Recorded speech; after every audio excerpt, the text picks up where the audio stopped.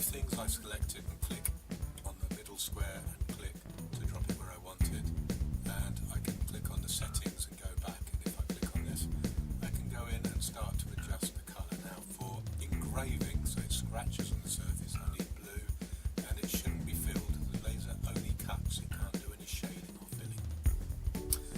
While I'm here I can also choose my font, and my personal preference is Century Gothic, a nice clean, clear, easy to read font, so I'll change it to that. So I'm just scrolling down to find that, and then I've changed the font height to 5mm. I can click and drag that into the middle, and then finally I'm going to make this into a key fob, so I can just put a little hole there. If I select the circle and click on Start Edit, I can change the radius of the circle.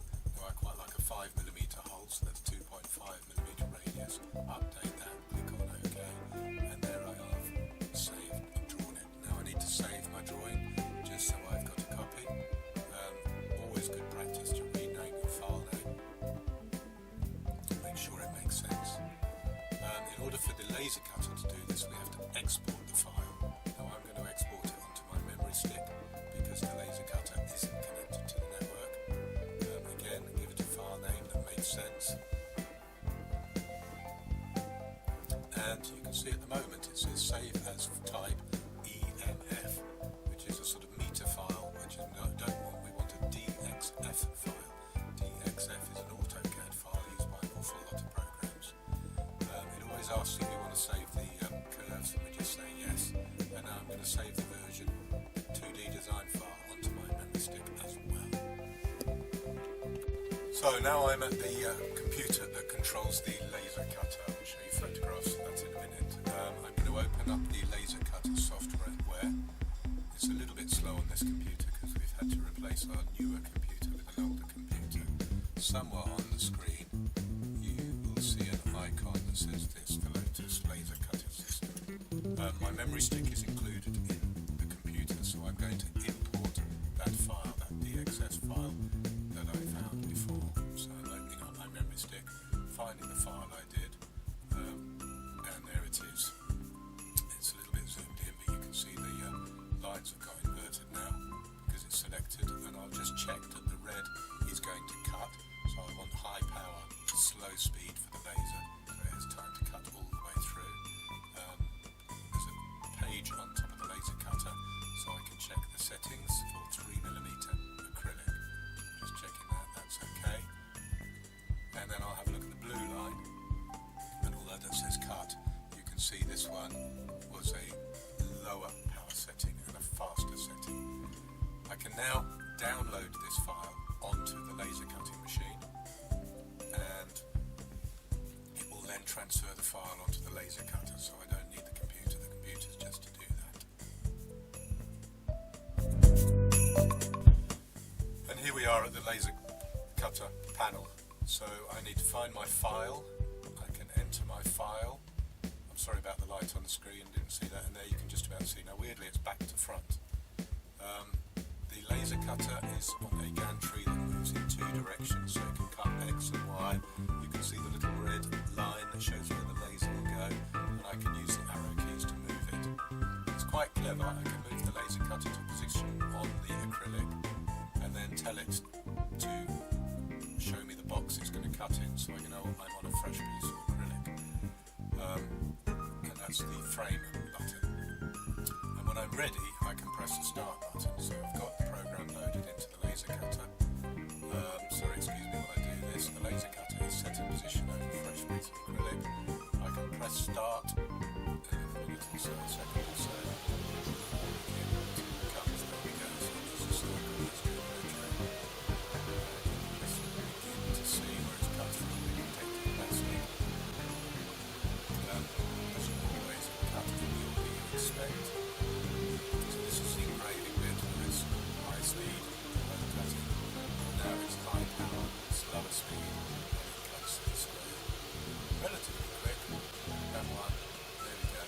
Finished. So it's finished cutting. I can lift the hood. The hood's there so that when we have the extraction on, it sucks away all the poisonous fumes. So I can move the laser cutter away, move the acrylic, and out pops my piece that's been cut. And you can see where it's engraved through the clear protective plastic and cut the circle and the square out.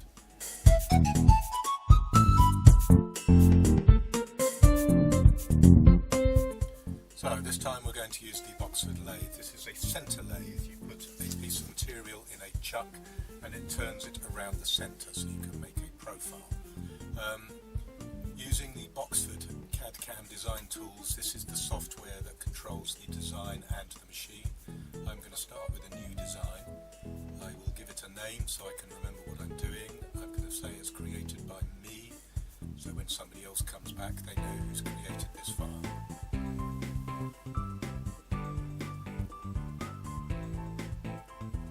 And then I need to tell it the size, and it's called a billet, but it's usually a round piece of metal bar, plastic bar that goes in, so I've got to say the diameter and the length. The length is how much will stick out of the lathe. When you see it cutting, you'll see it. And now I'm into the design software. The dotted line down the middle is the centre line around which it spins. All the little green lines represent millimetres in X and Y. And I've just got to move the cursor to click and select points that produce what is called a profile. The first one I'm doing is a hole down the middle, and I want to make it 5mm in diameter. So I'm just dragging my points until I've created that. What I'm going to do first of all is just rough out until it looks like the shape I want. And then I will add on the sizes I want and adjust it. I've speeded it up a bit so you don't have to wait. So once I've profiled it, I will then go back and adjust its size and get it ready for transferring to the machine. So like all files I need to save it, so I've got a copy of it. I don't need to export this one onto a USB stick because this computer is connected directly to the machine.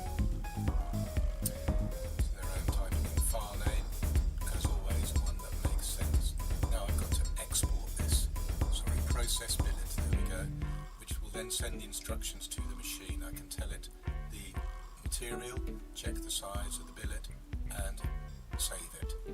And then the machine will simulate it cutting out. Very old machine, so it is slow at doing this. So there we are, drilling the hole in the middle, and there's the cutting tool, cutting the profile, and the parting off tool, parting it off.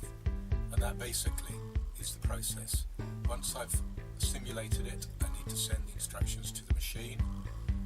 The machine always has to auto home. The cutting tool has to go back to its beginning position so it knows where it's starting from. And then I just have to tell it a few parameters. So I need to tell it which cutting tool it's starting from and double check that the amount of material is sticking out of the lathe correctly. I'll run this at real speed so you can fast forward through the video if you want to. First of all,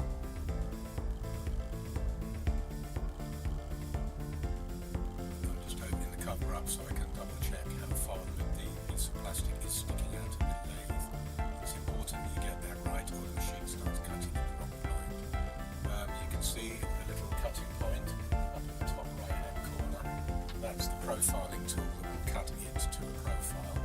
So the first thing it's going to do is what's called facing off, which is to make the end of the piece completely flat. I just have to go back to the computer and press the start button, get it going. Apologies about the shadows, the safety guard will mess me down so you can't get your hands in. See the machine spin up and then the cutting tool is facing off, so it just gets it's now going to rotate the turret of the toolbar until there is a centre drill. This is a very accurate way of getting a hole started.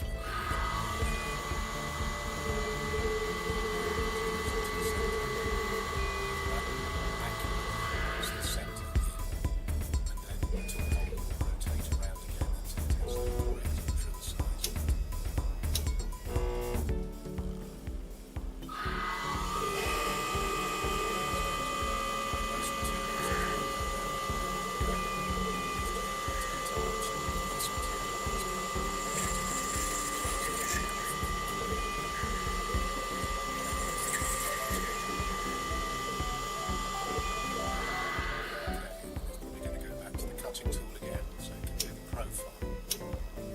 So instead of facing off where it's doing the end of it, it's going to do what's called parallel turning, where it's turning, cutting parallel to the centre axis.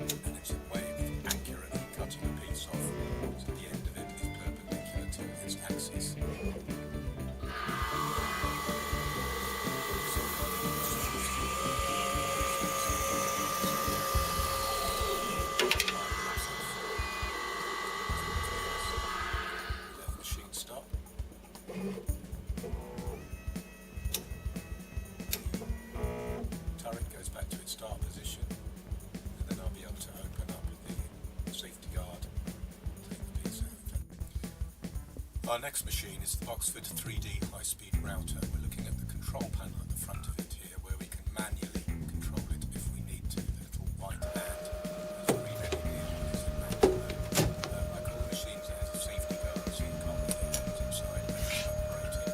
And at the end of the motor, the cutting tool goes on. These are just standard router bits. They have different shapes and profiles, so you can different wheels. This one's a 3mm routing tool. Shut and locked, otherwise the machine won't operate. And this is me just using the X, so that's the Z axis going up and down. So we're using the control arrows to move it. As I say, Z axis to go up and down, X axis to go forwards and backwards, and the Y axis left and right.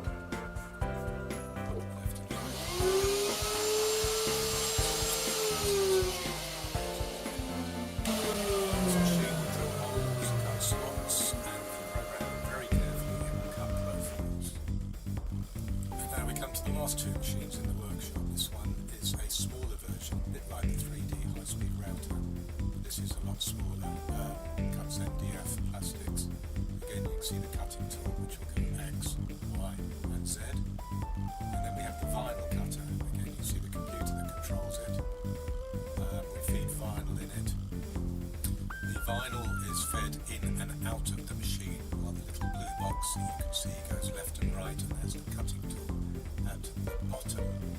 The software is version of 2D design. As we zoom in, you can see just down at the bottom left of the box, that's where the sharp cutting tool is. Cuts through the top layer of the vinyl onto the backing layer. When you peel the top layer off,